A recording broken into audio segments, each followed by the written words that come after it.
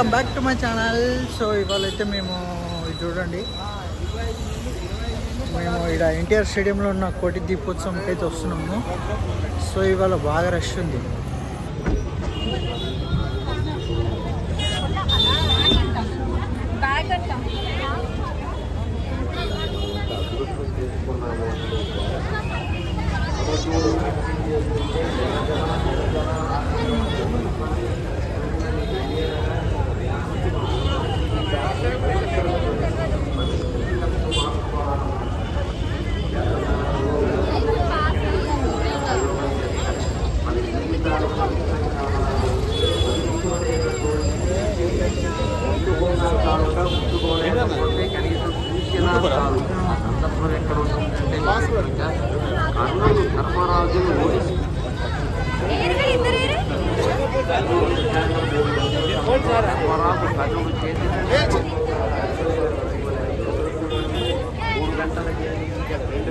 ధర్మరాజు కర్ణుడు చెప్పాడు. అది కూడా చాలా మంది ధర్మరాజు కర్ణుడు చెప్పాడు.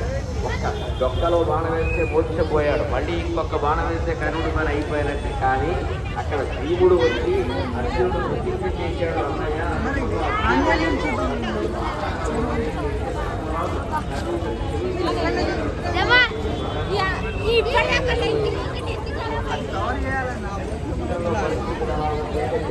కర్ణుడిని తప్పకుండా వదిలేయడం వల్ల ఆ కర్ణుడికి ధర్మరాజు దొరికాడు. జీవితంలో మనం నేర్చుకోవచ్చు అవకాశాలు ఎలా ఉన్నాయంటే ఏ ఉంటాయి.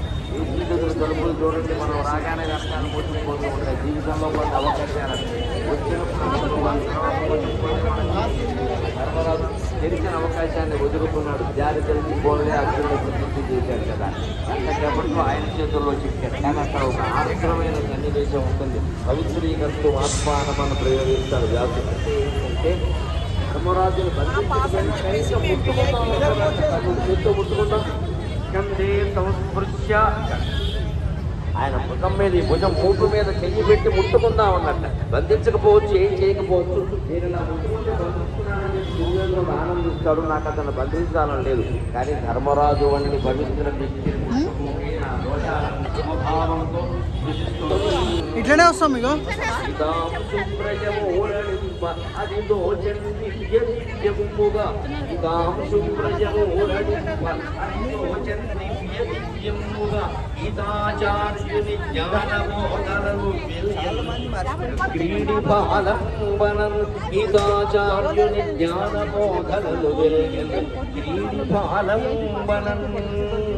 జన సముద్రంలా ఉన్నారు ఇక్కడంతా. మరి సముద్ర తీరంలో చూడండి, చంద్రుడి వేళ పొన్నమనాడు సముద్ర తీరంలో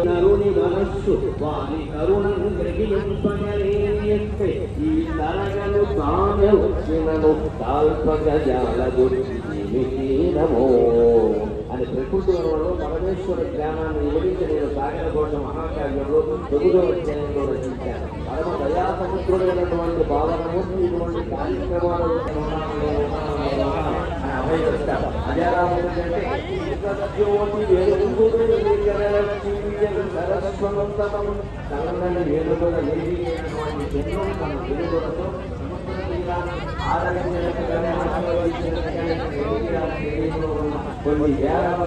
కొన్ని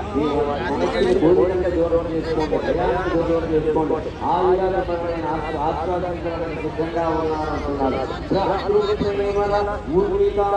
100 శాఖల మర్రి చెట్టులాగా ఓడలు వేసుకుని పెరుగుతుంది. ఈ కార్యక్రమం యొక్క 15, 16, 17 రోజుల స్ఫురణ ఉందే, ఇది మనందరి హృదయాల్లో మర్రి చెట్టులాగా ఓడలు వేసుకుని పెరిగేలాగా చేసుకుంటే మన జీవితంలో ఆందోళన అనేది ఉండదు. అంతిమంగా మన జీవితాన్ని ఏం చేయాలని దేవాలయంలో మనం ఏం కొడతామో మా కొబ్బరికాయ కొడతాం ఖచ్చితంగా. ఒక కవి మహానుభావుడు, ఆ కవి ఎవరో నాకు తెలియదు కానీ నేను ఆ మధ్య ఒక పాత పుస్తకం అట్ట మీద చూశా. మాది రాబోయే పద్యాలు అని రాశారు. రాబోయే పుస్తకం కవి పేరు లేదు, కానీ కొబ్బరికాయ దేవాలయంలో ఎందుకు కొడతామో చెప్పాడు ఆయన. అకళంకంబగున అరికేల ఫల పుణ్యం వేమో, అకళంకంబగున అరికేల ఫల పుణ్యం వేమో. ఒక అర్థం రెండు అర్థాలు ఉంటాయి. ముందు కొబ్బరికాయ అర్థం చూద్దాం. అసలు భౌతికం అర్థమైతే నైతికం తర్వాత అర్థం అవుతుంది. అకలంకం బగున అరికేళ ఫల పుణ్యం వేమో. కొబ్బరికాయకి ఏ కళంకము అంటలేదు. ఎందుకో తెలుసా? మనం గుళ్ళు అన్ని పనులు ఇస్తాం, కొబ్బరికాయ కొడతాం, మామిడి పళ్ళు ఇవన్నీ ఏదో ఉన్నాయి కాబట్టి ఇస్తున్నారు, కానీ అవన్నీ గుళ్ళో ఇచ్చే పళ్ళు పోవు. టెంక ఉండేటువంటి పండు ఎప్పుడూ ఇవ్వకూడదు. ఎందుకంటే టెంక ఎంగిలి లేకపోతే గింజలు నాటినా అట్టిపండు రాదు. అట్టిపండు వచ్చినప్పుడే పక్కన 10 గంటలు వచ్చేస్తాయి. మొక్కలన్నీ పెరుగుతాయి. పరమ పవిత్రంగా సహజంగా పవిత్రమైన మరి ఎన్నోన్నాయి. అట్టిపండు ఒకటి, కొబ్బరికాయ ఒకటి. మన పవిత్ర హిందూ సంస్కృతిలో ఉండే అంతరార్థాన్ని గమనించండి. పరిస్థితుల్లో ఏ జీవి ఎంగిలి చేయని పళ్ళు అయినటువంటి కొబ్బరికాయని, అట్టిపండుని మనం భగవంతుడికి సమర్పిస్తూ ఉన్నాం. అది హిందూయిజం, అది హిందూ ధర్మం, అది హిందూ మతం. ఇంత వైజ్ఞానికమైన మతం ప్రపంచంలో మరొకటి ఉండే అవకాశం లేదండి, హిందూ మతం తప్ప. చేసే ప్రతి చర్యలో 3 మొక్కలు 4 మొక్కలు అవ్వకూడదంటారు. కొబ్బరికాయ 2 మొక్కల పేరంటే తిప్పుతూ కొట్టాలి. మామూలుగా కొట్టేస్తే కుళ్ళిపోయి పడిపోతుంది. తిప్పుతూ దెబ్బ కొట్టు తిప్పాలి, మళ్ళీ అక్కడే తిప్పాలి, అక్కడే తిప్పాలి, మళ్ళీ వెనక్కి ముందుకి కలపదు, అక్కడే తిప్పాలి, అక్కడే తిప్పితే ఖచ్చితంగా 2 మొక్కలు అవుతుంది. అనుమానం ఏది లేదు. ఎవరికి గుడి నమ్మకాలతో సమస్య ఏది లేదు. సార్థకతానికి సకానికి ప్రతి 2 మొక్కలు అవుతుంది. అప్పుడు పక్కులు సెలవివారంలో ఆ 2 చెక్కలు మీరు దేవుడు మర్చిపిల్లాడు.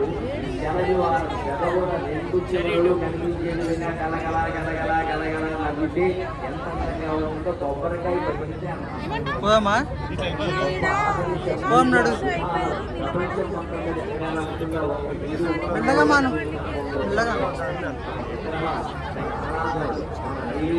అన్ని మానసిక ఆనందాన్ని ఇస్తాయి, భౌతికంగా ఆరోగ్యాన్ని ఇస్తాయి, అంతిమంగా ఆధ్యాత్మికంగా గొప్ప జ్ఞానాలు ఇస్తాయి. జ్ఞానం ఏమిటో ఇప్పుడు చూద్దాం. కొబ్బరికాయ పడి సార్థకత పక్కులను శరవివారం నవ్వుతుండడంతో పెద్దల చివరలు కూడా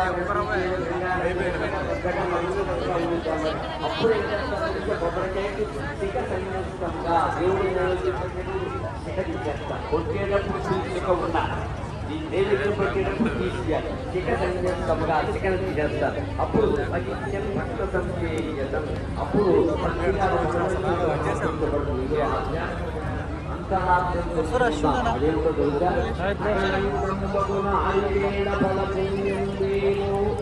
జీవితాన్ని కూడా కొబ్బరికాయ లాగి అనేక రకాల విషయ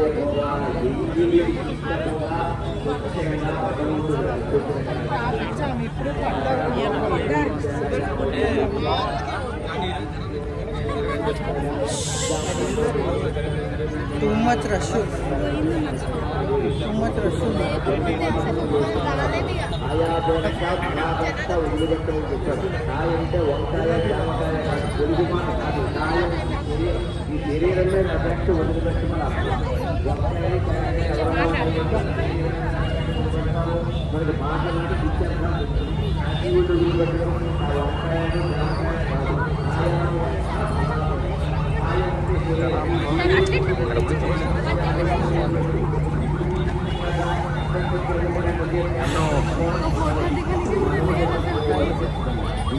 ఫుల్ రష్ ఉంది. లక్షల మంది వింటున్నారు కాబట్టి ఒక మాట చెప్తానమ్మా. నాకు ఇంగ్లీష్ మాట్లాడటం ఇష్టం ఉండదు, కానీ మేకప్ అనే మాట కొత్త అర్థం ఏమో తెలుసా?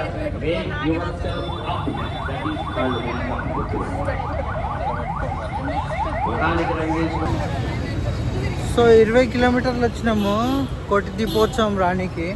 కానీ ఈడ మొత్తం చూసిరు కదా ఎట్లుందో రష్గా. ఏం రష్ ఉంది అమ్మ.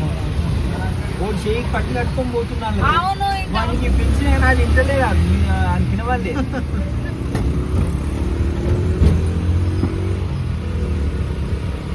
ముసలామని పట్టుకొని పోతుండే. ఇంకా ఆ ముందే గరకపాటు ఉన్నాడు ఆయన. ఎందుకు గోల అంటాడు. ఇక సూపర్గా ఇంట్లో చూడక నీకు ఎందుకమ్మా ఈ చాదస్యం అంటాడు.